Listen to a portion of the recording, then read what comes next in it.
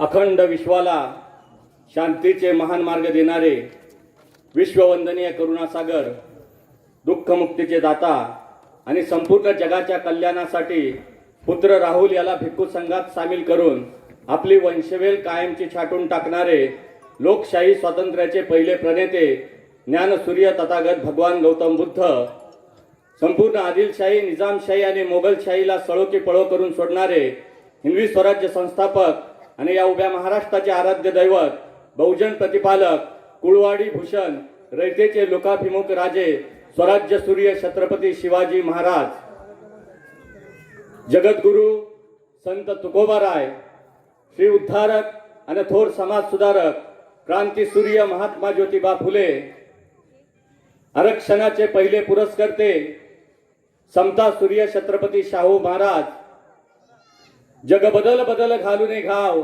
सांगून गेले मजभीमराव, तमाम मातंग समाजाच्या कथा आणि त्या कथेच्या क्रांतिकारी आणि वेदनादायी व्यथा आपल्या लोकसाहित्याच्या माध्यमातून जगाच्या वेशीवर टांगणारे थोर लोकशाहीर आणि ज्येष्ठ साहित्य सम्राट अण्णाभाऊ साठे, माझ्या दाढीच्या केसांमध्ये जेवढे पांढरे केस आहेत तेवढी बहुजनांची मुलं शिकली पाहिजेत, उच्च शिक्षित झाली पाहिजेत, म्हणून रयत शिक्षण संस्थेच्या माध्यमातून खऱ्या अर्थानं शिक्षणाची कवाडे ज्यांनी खुली केली असे कर्मवीर भाऊराव पाटील, अहिल्याबाई होळकर, याबरोबरच प्रत्येक महापुरुषाच्या माग एका महान स्त्री विभूतीचा आधार असतो असे म्हणतात अशा आमच्या राजमाता, ज्यांच्या कुशीतून स्वराज्याचं देखणं स्वप्न साकारलं, त्या राजमाता जिजाऊ मासाहेब, माता भीमाई, माता सावित्रीमाई, माता रमाई यांच्या पवित्र स्मृतीस आणि पवित्र विचारास सर्वप्रथमतः पवित्र अभिवादन करतो. आज भीमशक्ती मित्र मंडळ आणि रमाई महिला मंडळ या आंबेघर या ठिकाणी महामानव डॉक्टर बाबासाहेब आंबेडकर, तथागत भगवान गौतम बुद्ध आणि महापुरुषांचा संयुक्त जयंती सोहळा या ठिकाणी साजरा होतोय.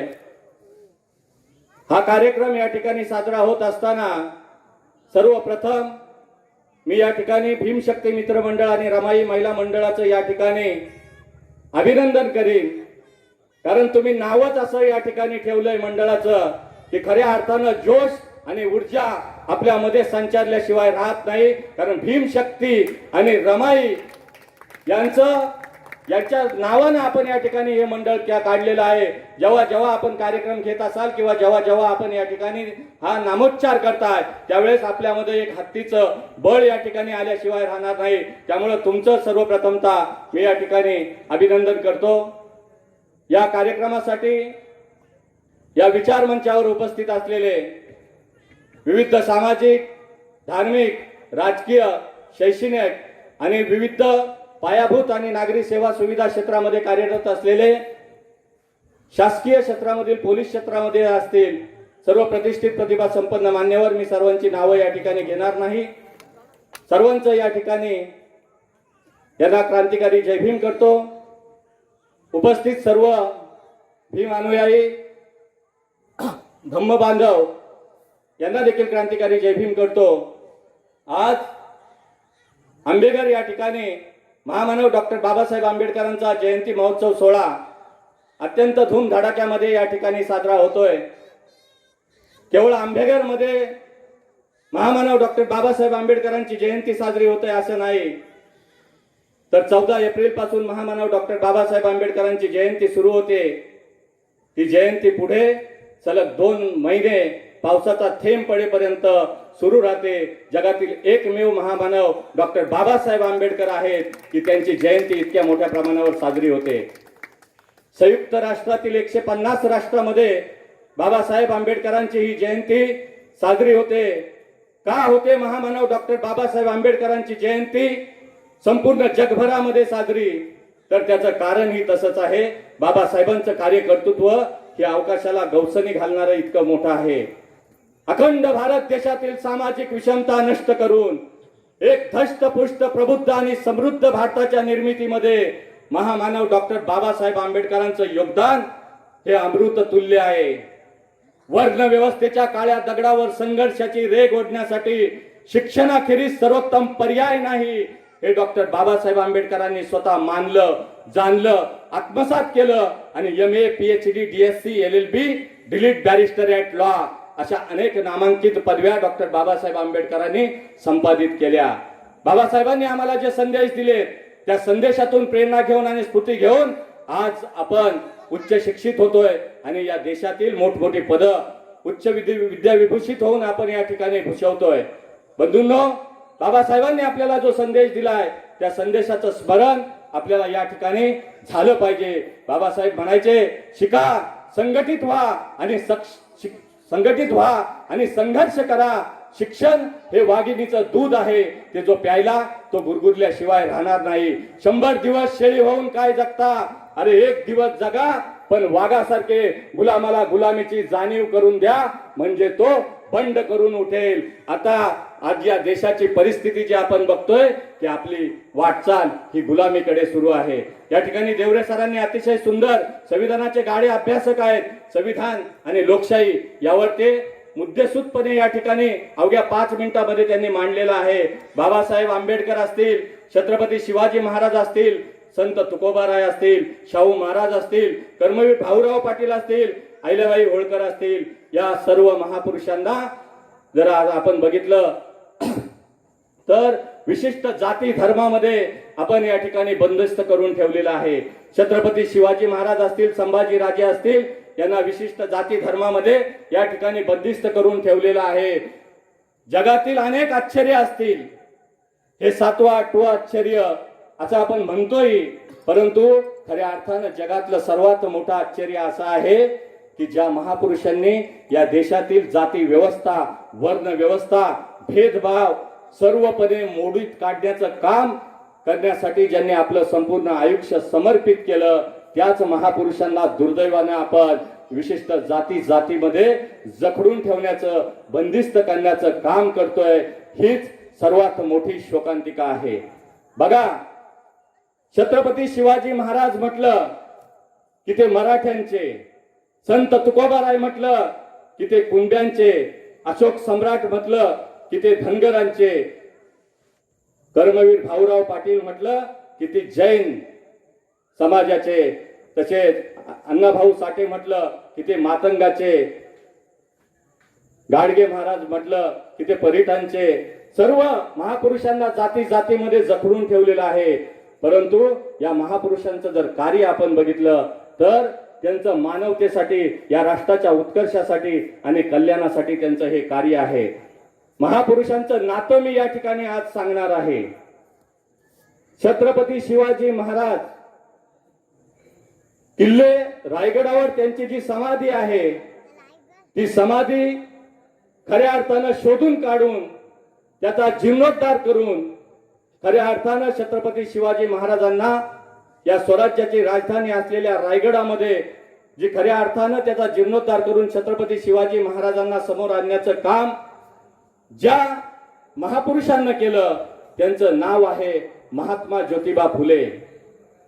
छत्रपती शिवाजी महाराजांची जयंती साजरी करण्याबरोबरच त्यांच्यावर पहिला पोवाडा जो लिहिला तो महात्मा ज्योतिबा फुलेंनी लिहिलेला आहे. महात्मा ज्योतिबा फुले कोणत्या समाजाचे? तर महात्मा ज्योतिबा फुले हे माळी समाजाचे. मग माळी समाजानेच त्यांची जयंती साजरी करायची. छत्रपती शिवाजी महाराजांची जयंती मराठा म्हणून मराठ्यांनी साजरी करायची. असा जो पायंडा पडलेला आहे तो पायंडा मोडीत काढण्यासाठी प्रबोधनाचे कार्यक्रम हे अशा जयंतीमध्ये झाले पाहिजेत. महात्मा ज्योतिबा फुलेंना डॉक्टर बाबासाहेब आंबेडकरांनी गुरुस्थानी मानलं. बघा, महापुरुषांनी विचाराने पुढे नेलं. महापुरुषांचे विचार महापुरुषांनी अंगीकारले. छत्रपती शिवाजी महाराजांना बाबासाहेब आंबेडकर हे मानायचे. बाबासाहेब आंबेडकरांच्या लेटर पॅडवर जय शिवराय लिहिलेलं असायचं आणि त्यामुळंच डॉक्टर बाबासाहेब आंबेडकरांनी, आपण बघाल की छत्रपती शिवाजी महाराजांचा राज्याभिषेक सोहळा आता जवळ आलेला आहे. 6 जूनला किल्ले रायगडावर छत्रपती शिवाजी महाराजांचा राज्याभिषेक सोहळा भव्य दिव्य आणि लाखोंच्या उपस्थितीमध्ये त्या ठिकाणी होईल.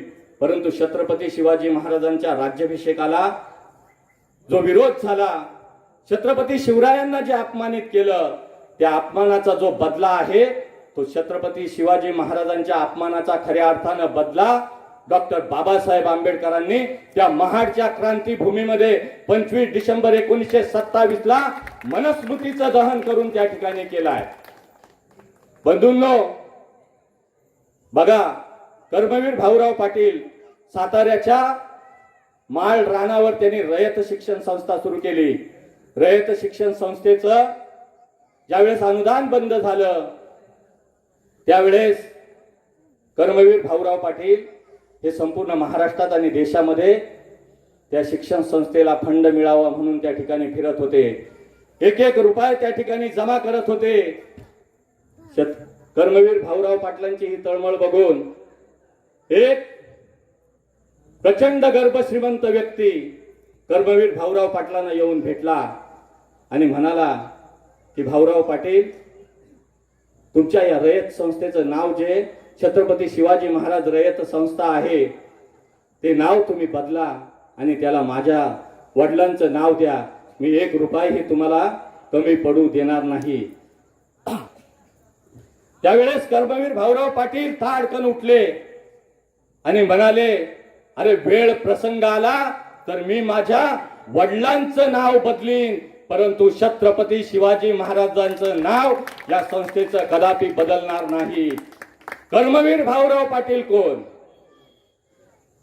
त्यांचं नाव आपण ऐकून आपल्याला वाटेल की तेही मराठा समाजाचे असतील, परंतु ते जैन समाजाचे आहेत. जैन समाजाच्या कर्मवीर भाऊराव पाटलांनी छत्रपती शिवाजी महाराजांचा त्या ठिकाणी आदर आणि गौरव अशा पद्धतीने केला आहे. छत्रपती शाहू महाराज मराठा समाजाचे, छत्रपती सयाजीराव गायकवाड मराठा समाजाचे, परंतु महामानव डॉक्टर बाबासाहेब आंबेडकरांना घडवण्यात आणि त्यांच्या जडणघडणीमध्ये खऱ्या अर्थानं योगदान शिष्यवृत्ती देण्याच्या माध्यमातून जर झालं असेल तर ते शाहू महाराज आणि सयाजीराव गायकवाडांचं आहे. महापुरुषांनी त्या काळामध्ये जातीयतेच्या भिंती तोडून टाकल्या. महापुरुषांनी त्यावेळेस जातीभेद केला नाही. तर आपण त्यांचे अनुयायी म्हणून, जर तुम्ही भक्त असाल, भक्त हे अंध भक्त असतात, ते अशा पद्धतीने वागू शकतात.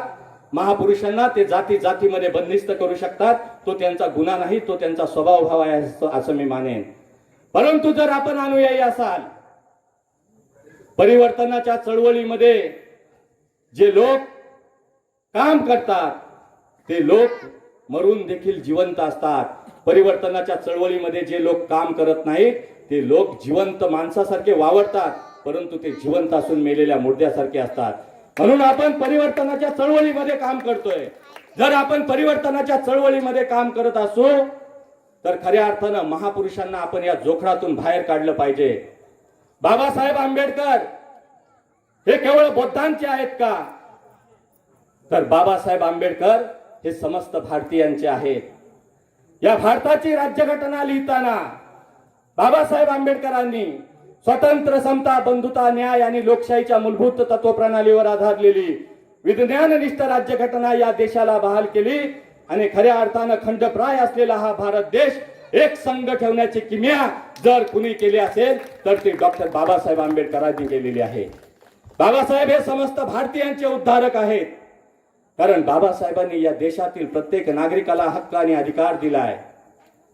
आज ही दुर्दैवाची गोष्ट आहे की बाबासाहेबांचं नाव घेतलं की अनेकांच्या कपाळावर आठ्या पडतात. देवरे सर, का?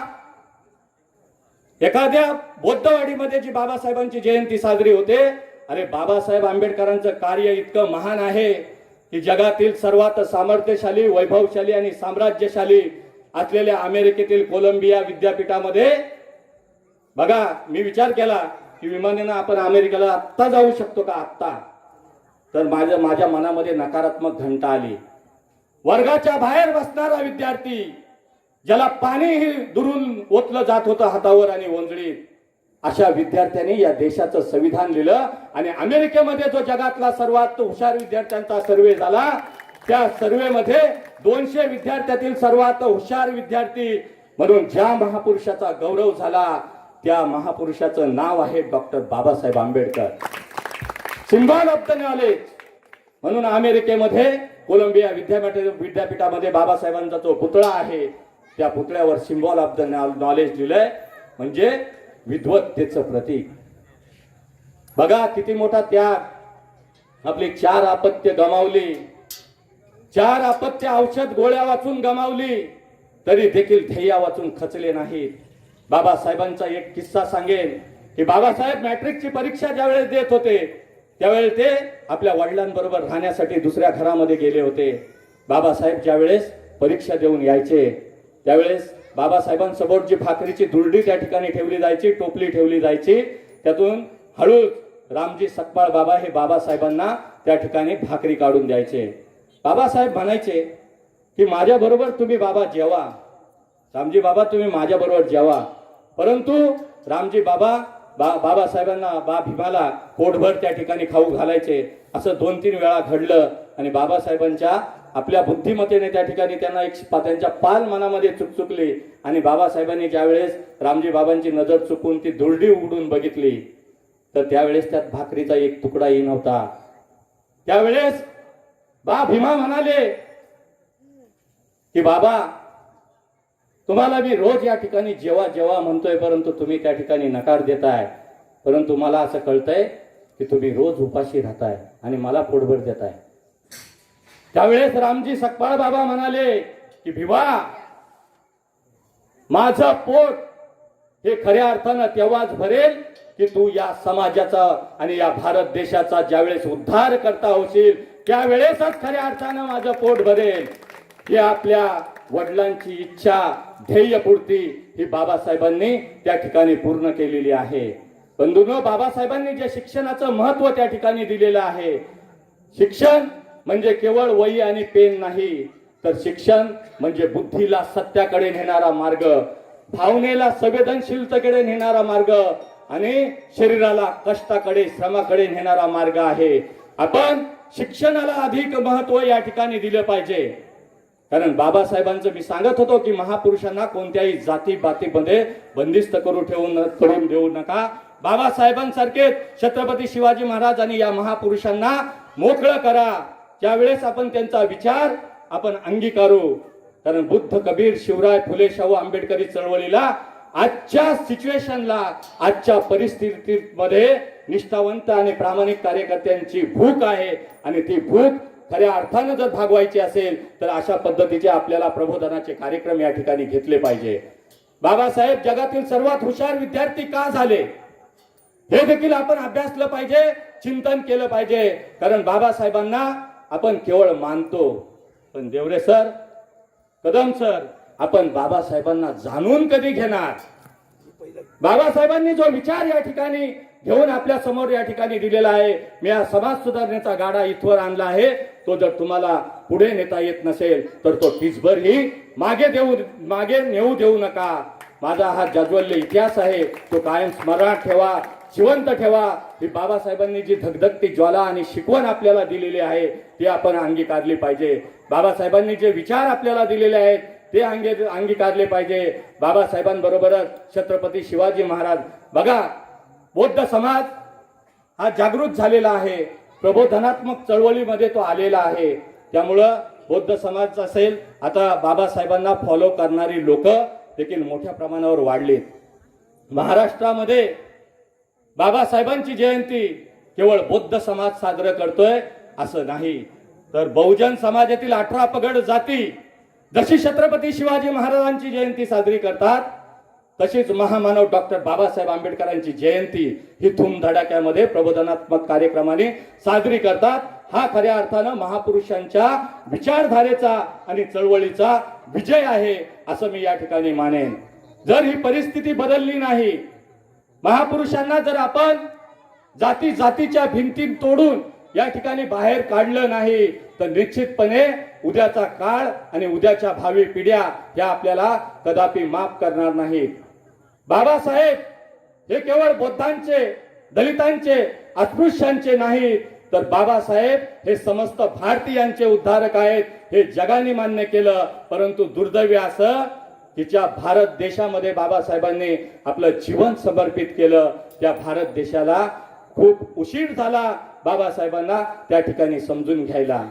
बाबासाहेबांना 35 पदव्या 35 परदेशी डिग्र्या त्या ठिकाणी बाबासाहेबांना होत्या. 8 ते 9 भाषा बाबासाहेबांना पारंगत होत्या. जगातील अर्थशास्त्रज्ञ परदेशामध्ये जाऊन अर्थशास्त्रावर PhD डिग्री घेऊन भारतात परत येणारे पहिले महामानव म्हणजे डॉक्टर बाबासाहेब आंबेडकर. विचार करा की किती हुशार असतील बाबासाहेब.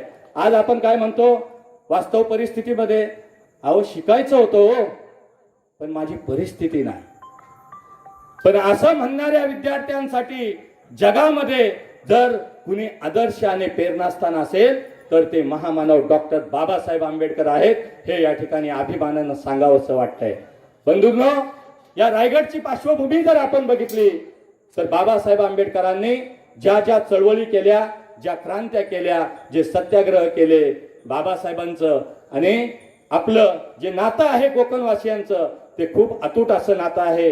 कारण बाबासाहेब आंबेडकरांनी स्वराज्याची राजधानी छत्रपती शिवाजी महाराजांनी निवडली. का निवडली तर कोकणातील माणसाच्या खांद्यावर छत्रपती शिवाजी महाराजांनी अत्यंत विश्वासानं या ठिकाणी मान ठेवली आणि या ठिकाणी स्वराज्याची राजधानी म्हणून शिवरायांनी त्या ठिकाणी जन्म शिवनेरीला झाला जुन्नर, परंतु स्वराज्याची राजधानी म्हणून त्यांनी रायगडला पसंती दिली. आणि मी या ठिकाणी सांगेन की माँसाहेब जिजाऊ यांनी पुण्यामध्ये जातीभेदाच्या ज्या वर्णव्यवस्था जुन्या चालीरीतीच्या रूढी परंपरा मोडीत काढून त्या ठिकाणी समानता आणि मानवतेचा संदेश दिला.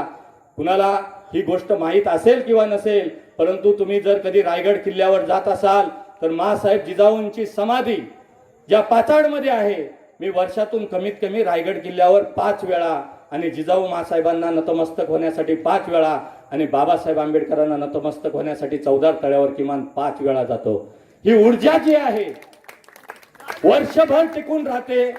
ही या महापुरुषांना त्या ठिकाणी जाऊन त्या ठिकाणी आपण ज्यावेळेस तिथल्या कपाळाची धूळ छत्रपती शिवाजी महाराजांच्या घोडदौड पराक्रमाच्या शौर्याच्या टापा ज्या ठिकाणी गुंजल्या, जो आवाज महापुरुषांच्या चळवळीचा त्या ठिकाणी गुंजला, त्या तिथली माती ज्यावेळेस आपण कपाळाला लावतो त्यावेळेस खऱ्या अर्थानं आपल्याला ही ऊर्जा आणि प्रेरणा मिळते. आपण ही प्रेरणा घेतली पाहिजे. महापुरुषांचं मी मुद्द्यावर येतो की जिजाऊ माँसाहेबांची जी पाचाड हे समाधी स्थळ आहे, त्या समाधी स्थळाच्या चहू बाजूंनी बौद्धवाडी आहे. विचार करा, अचानकपणे त्या ठिकाणी सातबारे कुणाच्या नावावर होत असतात का? तर उत्तर येईल नाही. जिजाऊ माँसाहेबांना गडावरचं हवामान त्या ठिकाणी मानवत नव्हतं, म्हणून त्या ठिकाणी छत्रपती शिवाजी महाराजांनी त्यांच्यासाठी खाली गडाच्या पायथ्याशी पाचाड या ठिकाणी राजवाडा बांधून दिला होता. आणि त्या काळामध्ये त्यावेळी त्या ठिकाणी माँसाहेब जिजाऊंची सेवा करणारे पूर्वाश्रमीचे महार आणि आत्ताचे हे बौद्ध आहेत. त्यामुळे त्या ठिकाणी पाचाडला हा संदेश या ठिकाणी मला द्यायचा आहे की छत्रपती शिवाजी महाराजांच्या आणि माँसाहेब जिजाऊंच्या 350 वर्षापूर्वीचा काळ आहे, तो देखील त्या ठिकाणी जातीभेद मानायला तयार नव्हता. मानव, स्त्री आणि पुरुष ही एकच जात घेऊन 18 पगड जातीच्या मावळ्यांना 12 बलुतेदारांना घेऊन छत्रपती शिवाजी महाराजांनी स्वराज्याची स्थापना केली. म्हणून बाबासाहेब आंबेडकरांनी जे संविधान लिहिलंय त्या संविधानाची जी पार्श्वभूमी आहे, जी काही चौकट आहे, जी परिभाषा आहे, ती छत्रपती शिवाजी महाराजांच्या राज्यकारभाराशी तंतोतंत जुळत आहे.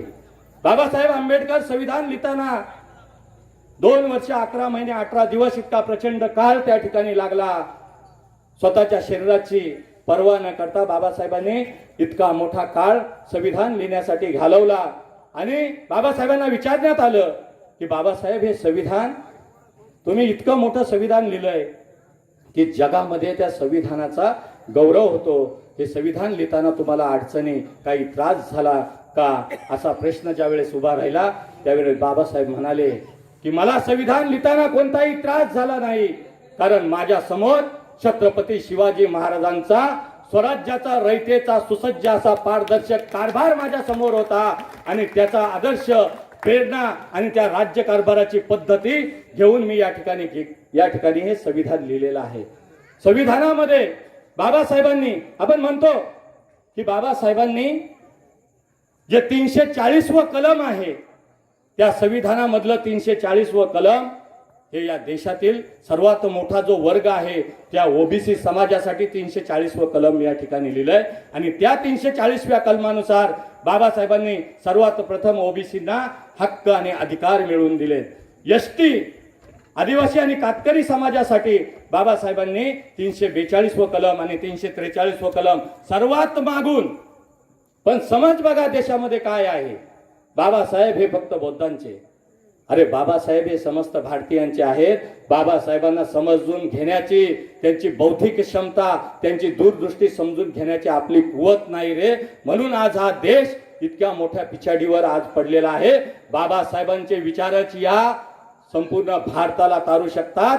बाबासाहेबांचे विचार जर अंगीकारले, तथागत भगवान गौतम बुद्धांचे, बुद्ध, कबीर, शिवराय फुले, शाहू आंबेडकरांचे विचार जर आपण अंगीकारले तर खऱ्या अर्थानं आपण या ठिकाणी हा देश जगामध्ये महासत्ता होईल. केवळ गमजा मारून, विकासाच्या गमजा मारून आणि या देशामध्ये दंगली कशा घडतील असा विचार आणून या ठिकाणी महासत्ता देश होणार नाही. ही आपली दिशाभूल या ठिकाणी होते, हे आपण जाणून घेतलं पाहिजे. संविधान आज धोक्यात आहे, लोकशाही धोक्यात आहे. लोकशाहीचे 4 स्तंभ आहेत ते कुणाच्या हातामध्ये या ठिकाणी गेले, हा विचार आपल्याला या ठिकाणी केला पाहिजे. आज मी जाता जाता हिंदू कोड बिल यावर म्हणेन की बाबासाहेबांनी या देशातल्या प्रत्येक नागरिकासाठी काय हक्क आणि अधिकार दिले. हिंदू कोड बिल ज्यावेळेस पार्लमेंटमध्ये पारित करण्याची वेळ होती त्यावेळेस हिंदू कोड बिलामध्ये काय होतं माहित आहे? केवळ बौद्ध समाजाच्या महिलांसाठी हक्क आणि अधिकार नाही, तर या देशातील कोट्यावधी हिंदू, बहुजन आणि या भारतातील प्रत्येक महिलांसाठी हक्क आणि अधिकार होते. त्यांच्या सक्षमीकरणाचा, सदृढीकरणाचा गाभा आणि तरतूद त्या हिंदू कोड बिलामध्ये होते. असं असताना देखील या ठिकाणी इतक्या मोठ्या प्रमाणावर बाबासाहेबांनी आणलेल्या हिंदू कोड बिलाला विरोध झाला. काय होतं त्याच्यामध्ये? तर महिलांना जी 12 तास गरोदरपणामध्ये 12 आठवडे जी सुट्टी होती ती बाबासाहेब आंबेडकरांनी त्या ठिकाणी 26 आठवडे केली होती. समान वेतन आणि समान काम. महिलांना, आता पुरुषांमध्ये आणि स्त्रियांमध्ये भेदाभेद होतो की पुरुषांना आणि स्त्रियांना वेगळा पगार मिळतो, काम समान. पण बाबासाहेबांनी या देशातल्या महिलांसाठी, केवळ बौद्ध महिलांसाठी नाही, मी बौद्ध मुद्दाम या ठिकाणी उल्लेख करतोय की बाबासाहेबांची दूरदृष्टी होती ती सर्व जगातल्या देशातल्या या महिलांच्या उद्धारासाठी होती. आणि हा जो समान काम आणि समान वेतन याबरोबरच त्यांना मतदानाचा हक्क आणि अधिकार मिळाला पाहिजे यासाठी बाबासाहेबांनी त्या ठिकाणी प्रयत्न केले, परंतु त्याला विरोध झाला. बघा, आताच्या काळामध्ये ग्रामपंचायत सदस्य, एखादा ग्रामपंचायत सदस्य एखाद्या महिलांना कोणता तरी अधिकार मिळावा यासाठी आपल्या पदाचा आत्ताच्या काळामध्ये राजीनामा देईल का, असा माझा सरळ सोपा प्रश्न तुम्हाला आहे. त्याचं उत्तर काय असेल तर नाही. परंतु त्या काळामध्ये बाबासाहेब आंबेडकर इतकी अस्पृश्यता असताना केंद्रीय कायदेमंत्री पदावर बसले, परंतु त्यावेळेस त्यांनी सांगितलं की महिलांचे हक्क आणि अधिकार नाकारणारं हे हिंदू कोड बिल, याचा खून करणारं हे सरकार आणि मंत्रिमंडळ आहे. अशा मंत्रिमंडळामध्ये मी राहत नाही. मी माझ्या केंद्रीय मंत्रिपदाचा राजीनामा देतो आणि जगात आणि देशाच्या पाठीवर इतरांच्या न्याय हक्कासाठी आपल्या केंद्रीय मंत्रिपदाचा राजीनामा देणारे बाबासाहेब आंबेडकर हे एकमेव आहेत. म्हणून म्हणतोय, पण बाबासाहेबांनी पुढे काय केलं? बाबासाहेबांनी जे हिंदू कोड बिलानं नाकारलं होतं ते बाबासाहेबांनी आपल्या संविधानामध्ये त्याची तरतूद करून दिली. या देशातील प्रत्येक महिलेला मतदानाचा अधिकार दिला. या देशातील प्रत्येक महिलेला, स्त्रीला आपल्या वडिलांच्या संपत्तीमध्ये त्या ठिकाणी वाटा देण्याचा अधिकार दिला, मतदानाचा अधिकार दिला. पूर्वीच्या काळी राणीच्या पोटातून राजा पैदा व्हायचा, पण बाबासाहेबांच्या संविधानाची ही किमया आहे की राणीच्या पोटातून नाही पण मतदानाच्या पेटीतून राजा पैदा करण्याची क्षमता बाबासाहेबांच्या संविधानामध्ये आहे. जाता जाता शेवटची 5 मिनिटं घेतो आणि या ठिकाणी माझं वक्तृत्वाला मी पूर्णविराम देणार आहे. मी सांगतोय की काहीतरी संदेश या ठिकाणी गेलं पाहिजे. म्हणून तरुणांसाठी मी सांगेन, विद्यार्थ्यांसाठी मी सांगेन की त्यांनी या ठिकाणी वाचन केलं पाहिजे. बघा, जगाच्या पाठीवर जी हुशार, विचारवंत, बुद्धिवंत आहेत, राजकारणी आहेत, त्यांनी वाचनाला प्रचंड महत्व दिलं आहे. आताच्या राजकारणामधले देखील सर्वात मोठे बोलके नेते, हुशार नेते तुम्ही घ्या, प्रत्येकाची आवड वेगवेगळी असेल, परंतु ते नेते जे चतुराईनं बोलतात, जे मांडणी करतात, जे विश्लेषण करतात, तर त्यामागं केवळ त्यांचं वाचन आहे. बाबासाहेबांनी इतक्या मोठ्या प्रमाणावर हे भारतीय संविधान लिहिताना जे काही कलम लिहिली, जो दूरदृष्टिकोन त्यांचा त्यामध्ये दिसतो. बघा, मी सांगतो, कमीपणा नाही, पण देवरे सर, संविधान मी अनेकदा वाचायला घेतलं, वाचलं, परंतु 1-2 तज्ञांची मदत घ्यावी लागली ते समजून घ्यायला. ते इंग्लिशमध्ये लिहिलं होतं बाबासाहेबांनी, काही कळत नव्हतं कुणाला. बाबासाहेबांनी इंग्लिशमध्ये जे संविधान लिहिलंय, जगातल्या आणि देशातल्या भल्या भल्या विचारवंतांची त्रेधा तिरपीट उडाली की ह्याचं मराठीचं भाषांतर कसं करायचं. मराठीचं भाषांतर करता आलं नाही, ते चुकीचं आहे की बरोबर आहे हे देखील अनेकांना सांगता येणार नाही. इतकं बाबासाहेबांनी टॉप लेवलचं ते त्या ठिकाणी संविधान त्या ठिकाणी लिहिलेलं आहे. म्हणून वाचनाने ज्ञानकक्षा प्रगल्भ होतात. आज हे बुद्धविहार आहे, या बुद्धविहार आणि शाळा, कॉलेज, महाविद्यालय ही ज्ञानाची आणि संस्काराची केंद्र आहेत. या ठिकाणी दर रविवारी अभ्यासिका झाल्या पाहिजेत. आता आपण काय केलं पाहिजे, बाबासाहेबांवर बोललो तर 10 तास काय 10 वर्ष देखील या ठिकाणी त्यांचा जो खंड आहेत आणि त्यांचे जे व्यक्तिमत्व आहे ते सांगता येणार नाही. जगातले भले भले विचारवंत बाबासाहेब मांडताना त्यांची दमछाक होते. पण आता आपल्याला काय करायचंय, बाबासाहेबांनी जो शिका, संघटित व्हा, संघर्ष करा, याच्यावरच आपण लक्ष केंद्रित केलं पाहिजे. आपण शिकलं पाहिजे. आणि आत्ताची ही परिस्थिती आपल्याला गुलामीच्या खाईत लोटते, जी गुलामी आज आपला दरवाजा ठोठावते. आपल्याला वाटतंय साडी, माडी, गाडी, परंतु या दिखाव्यापेक्षा आज आपली वाटचाल ही गुलामीकडे चाललेली आहे. बघा, दुसरी बाजू एक मनुवादी व्यवस्था आपल्यावर या ठिकाणी अधिकार गाजू पाहते. बाबासाहेबांचं मध्ये बघा संविधान आणलं, संविधान दिल्लीमध्ये जंतर मंतरवर जाळण्याची यांनी हिंमत केली, तर उद्या संविधानही जाळतात, आपल्या आया लेखी बाळीही जाळतात. ही हिंमत कुठून येते? पण बाबासाहेबांनी जे संविधान दिलंय ते टिकलं तर या देशातला प्रत्येक माणूस भक्कमपणे या ठिकाणी उभा राहील. आज संविधानाला अनुसरूनच कदम साहेब आपले या ठिकाणी बसलेत. बघा, तुम्ही कुठलाही केस घेऊन जा त्यांच्याकडं, आणि जर त्यांनी त्याच्यावर कारवाई करताना, त्याच्यावर गुन्हे दाखल करताना, कदम साहेब तुम्हाला देखील त्या संविधानाचाच आधार घ्यावा लागतो. कितीही मोठी दंगल झाली, कितीही मोठा देशामध्ये भ्रष्टाचार झाला, किंवा कितीही मोठे या ठिकाणी कांड झालं, काही झालं, तरी देखील संविधानातील बाबासाहेबांची कलम त्यानुसारच त्या ठिकाणी कारवाई होते.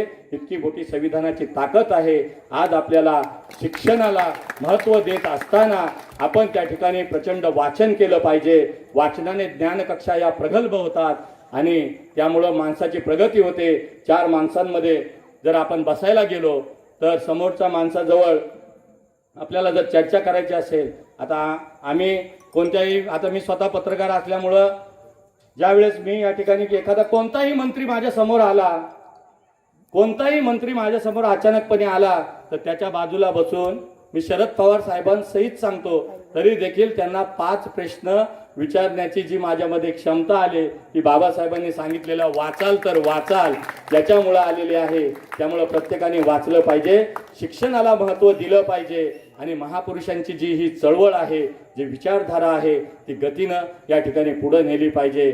आज सर्व काही धोक्यात आलेलं आहे. बाबासाहेबांनी जे जे आपल्याला हक्काने अधिकार दिलेत ना, ते आता हळूहळू आपल्या हातातून निसटत चाललेले आहेत. कारण जे आपल्याला आरक्षण आहे, ज्याच्यापासून आपल्याला नोकऱ्या मिळतात, त्या कंपन्यात आज सरकारी कंपन्या आता खाजगी होत आहेत. आणि ही जी खाजगी विकासक जे आहेत, उद्योजक आहेत, ते या सत्ताधाऱ्यांचे मित्र आहेत. त्यामुळे आज आपण रिलायन्स कंपनीचंच उदाहरण घेऊया. ती देखील त्या ठिकाणी अंबानींनी त्या ठिकाणी घेतलेली आहे. अशा अनेक कंपन्या आपल्याला माहिती नाही अशा पद्धतीनं आपल्या रोजगाराची साधनं देखील खुंटलेली आहेत. त्यामुळे आपण शिकलं पाहिजे. चांगल्या चांगल्या मोक्याच्या आणि माऱ्याच्या जागा आपण या ठिकाणी पटकावल्या पाहिजे. महापुरुषांची जयंती आणि पुण्यतिथी आपण साजरी करतो. त्यातला प्रबोधनाचा कार्यक्रम हा महत्वाचा या ठिकाणी मुद्दा आहे. कारण बाबासाहेब आंबेडकरांना, छत्रपती शिवाजी महाराजांना केवळ डीजेच्या तालावर डोक्यावर घेऊन नाचण्यापेक्षा त्यांना आपण डोक्यात घेतलं पाहिजे. त्यांना आपण डोक्यामध्ये रुजवलं पाहिजे. त्यांचा विचार जो आहे तो डोक्यामध्ये रुजवला पाहिजे. आपण खूप वर्षांनी मला या ठिकाणी बोलवलं. मला दरवर्षी मी हजेरी लावतो, परंतु मला 5 मिनिटं तुम्ही बोलायला देता, परंतु वक्ता म्हणून मला या ठिकाणी संधी दिली. आज आपण एकच डोक्यामध्ये जाताना ठेवूया की बाबासाहेबांना आपण केवळ डोक्यावर घेऊन नाचण्यापेक्षा बाबासाहेबांना आपण डोक्यात घ्या. त्यांना केवळ मानण्यापेक्षा त्यांना आपण जाणून घ्या. महापुरुषांची पुस्तकं ही सातत्यानं वाचत राहा आणि खऱ्या अर्थानं स्वतःचा व्यक्तिमत्व विकास घडवा. कारण जर तुम्ही वाचाल तरच वाचाल, अन्यथा तुमची काही गय नाही. आज मला या ठिकाणी जी बोलण्यासाठी आपण संधी दिली त्या संधीचं या ठिकाणी मी काही वेळामध्ये या ठिकाणी मला जे काही मुद्दे मांडता आले ते मी या ठिकाणी मांडलेत. जाता जाता पुन्हा एकदा सुरुवातीच्या भाषणाची एक पंक्ती सांगेन की महापुरुषांना जाती जातीतून बाहेर काढा. छत्रपती शिवाजी महाराजांना आपण मुस्लिम समाजाच्या घराच्या भिंतीवर त्या ठिकाणी तिथे त्या ठिकाणी दिसले पाहिजेत. बाबासाहेब आंबेडकरांना मराठा, आगरी, कोळी, तेळी, माळी, Bhandari, SC, ST, NT, VGNT, मुस्लिम यांच्या घरामध्ये देखील ती तस्वीर दिसली पाहिजे. तसेच फुले आहेत, शाहू महाराज आहेत, अण्णाभाऊ साठे आहेत, गाडगे महाराज आहेत, यांच्या तस्वीरी देखील घराघरामध्ये साजऱ्या झाले पाहिजेत. आणि पुढच्या वर्षीची जयंती मिरवणूक तर खूप जोमात येते. मला आनंद आहे की या ठिकाणी मी असं म्हणणार नाही की आंबेडकरची जयंती मला आवडते, आवर्जून या ठिकाणी सांगेन. कारण की बहुजन समाजाची अनेक मंडळी या ठिकाणी येते, हजेरी लावते आणि बाबासाहेबांची जयंती साजरी व्हावी म्हणून काही अंशी आपलं योगदान देखील या ठिकाणी देत असते. त्यामुळे या सर्वांचं देखील मी कौतुक करतो. आणि बाबासाहेब आंबेडकरांची जयंती ही पुढच्या वर्षी एक संयुक्त जयंती महोत्सव सोहळा म्हणून चांगल्या मध्यवर्ती ठिकाणी त्या ठिकाणी झाली पाहिजे. आणि तितक्याच ताकदीची जयंती माझ्या छत्रपती शिवाजी महाराजांची देखील झाली पाहिजे. हा विचार आणि संकल्प या ठिकाणी करूया. मला या ठिकाणी बोलण्यासाठी संधी दिली त्याबद्दल मी सर्वांचे आभार मानतो. जय जिजाऊ, जय भीम, नमो बुद्धाय, जय भारत.